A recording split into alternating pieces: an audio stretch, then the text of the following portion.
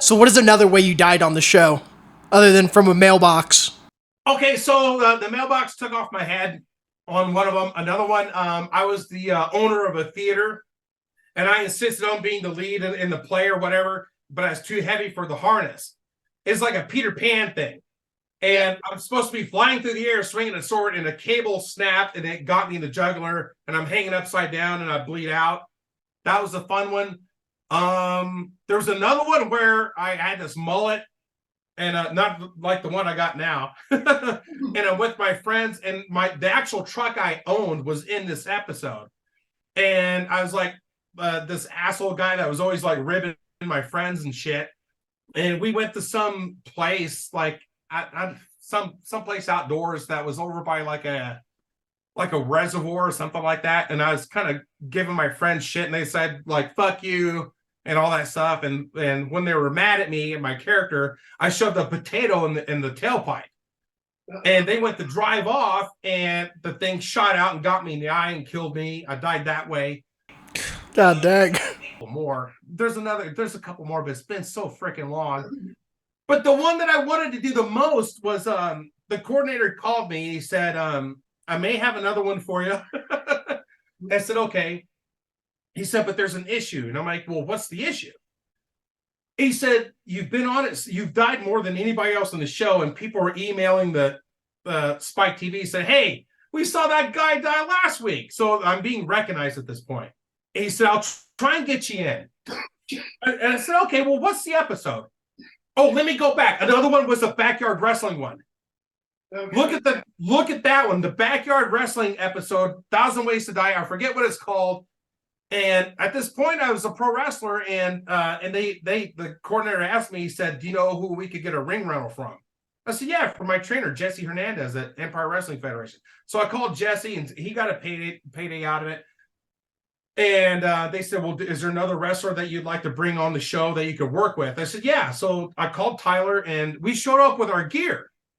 And they're like, no, you're not wearing your stuff. You're wearing our shit. I'm wearing this fucking, like, bunny outfit. I got the fucking ears. I got the bunny ears and the mittens. Oh, you got the Playboy bunny. And this fucking banana hammock covered in rabbit fur. And, and they made him look like a gay Zorro guy. What do we have here? Two dudes on their way to a gay pride parade? It was just so fucking embarrassing. And Jesse is pulling out his phone, taking pictures. I'm like, don't do it, dude, please. It was bad. And what made it really fucking bad wasn't just the shit that we were wearing and the things that we had to do.